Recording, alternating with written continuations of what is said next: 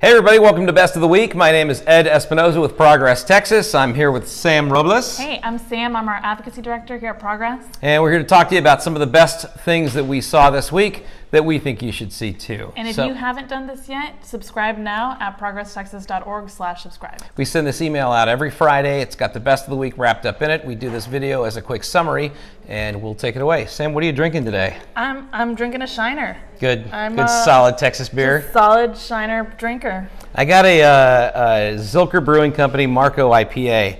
Actually not a big IPA guy, but I like the can. I like their stuff. Yeah? They have some, not sponsored here. Not yet, but we are accepting applications. But they have some great stuff. Mm-hmm. Not bad. All right, so.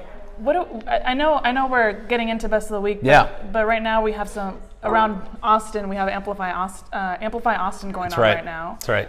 We're getting close to 6 o'clock when the fundraiser ends, but we're going to talk to you a little bit more about it later on in the segment. Amplify Austin is Austin's Day of Giving. It's where nonprofits from around the city come together, and we ask people to support the work that we're doing all year round. This is an opportunity for folks to do that, so we hope that you will consider supporting us as well. And if you see this after the deadline of Amplify Austin, we will be accepting donations well past that time as well.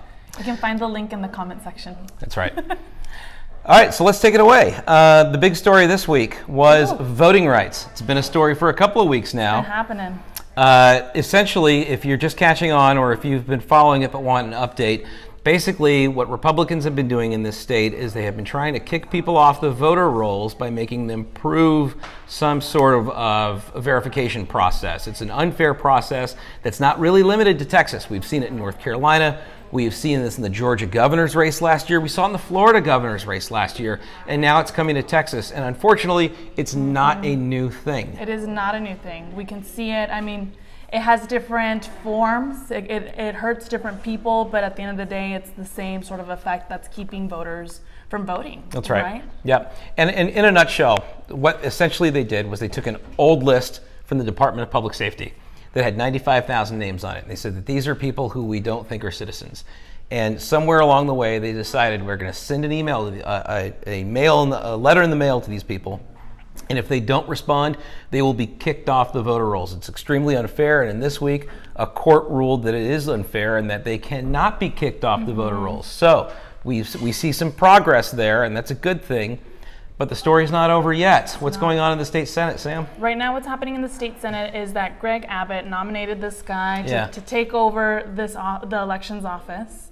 And he's now going to the Texas Senate for a full vote. Right. And so what happened 2 weeks ago is that Progress Texas, along with partners, called on Senate Democrats to vote no on this man called his name's David Whitley.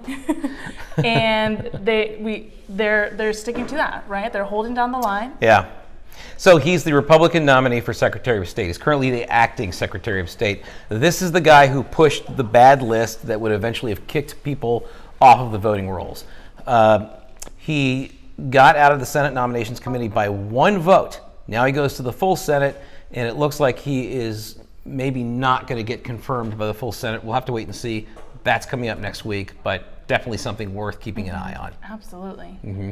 So voter suppression is real.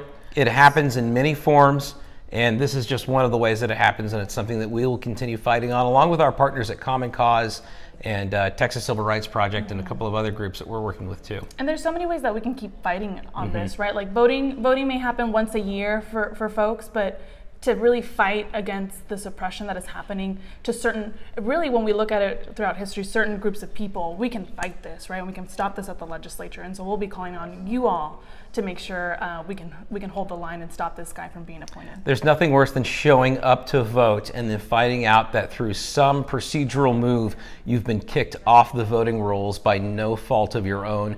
And that's what we're fighting against right now.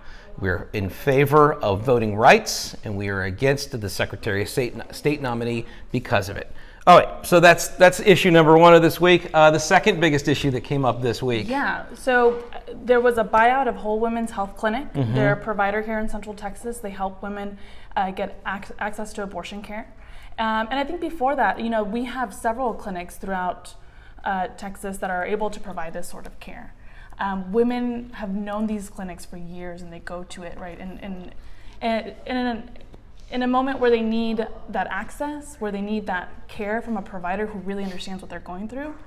And what happened in the last month is that this clinic, Whole Women's Health, was bought out by an anti-abortion group that approached their landlord. Approached their landlord saying that we will pay 5 years rent up front right now.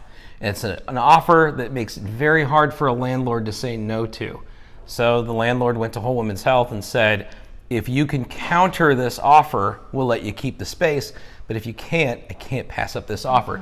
So essentially what happened was this anti-choice group was able to buy out the lease of an existing abortion facility. Now, one thing that we're not clear on is if the anti-choice group was able to use taxpayer funds in order to do it. So that would not be something that is entirely unusual because a lot of anti-abortion groups get money from the state here in Texas. So that's something that's still left unresolved, but it's a lingering question that kind of hangs over this whole situation right now. And this isn't anything new, right? We've seen, especially down in South Texas, where you have abortion providers and then these fake clinics come up nearby, and they wait outside the abortion care providers' offices, and they'll bring women in saying that they're here to help. But we're seeing this across the state and across the country where fake clinics are popping up and preying on women who really need abortion access now and today, right? A decision and access that can change their lives and improve the quality of their families' lives and of Texas overall. And let's talk a little bit about what some of these fake clinics do. They offer information that is medically inaccurate. Can you think of some of the examples they offer in these clinics, these so-called clinics? I think one of the biggest things that women face when they walk into these fake clinics is intimidation and lack of resources and lack of empowerment to be able to make the decision that they need to do right for their life. And that is the scariest thing of all that any person can find themselves in when seeking abortion care.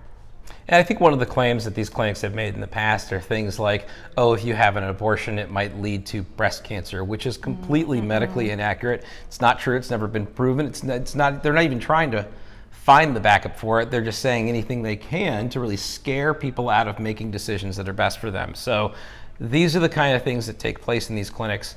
It's dangerous and it's misleading, and unfortunately it happens more quite a bit in Texas. But it's, again, one of the things that we're fighting against here. While this buyout happened for Whole Women's Health, they are still in Central Texas. They are still providing abortion care. And they have moved over to North Austin. And while this is happening to South in San Antonio, Planned Parenthood, they're providing. They moved down to the downtown area while their office is being renovated, but I think it's worked really well for the community there. And they're continuing to provide services in South Texas, in Brownsville and Harlingen. So we do have some people who are still providing good work, good services out there. Yeah. So there is some sort of answer in the meantime. What else can people do who care about this issue and want to? If you want to find more information on how to get involved with abortion advocacy here in Texas, go to trustrespect.org. This Wednesday at the Texas State Capitol, we're going to be announcing our legislative agenda, proactive legislation that we want to see state lawmakers move through the legislature this year to improve the lives of Texans here who need this access, who need adequate health care to improve the quality of their lives. That's right. It's trustrespectaccess.org. Okay, so we talked about the two big issues of the week, and we touched on Amplify Austin at the top of this.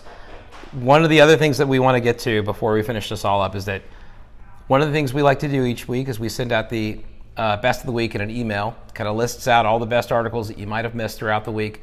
And at the bottom of best of the week is our face palm. Now, the face palm is basically exactly what you would think it is, the most embarrassing thing this week.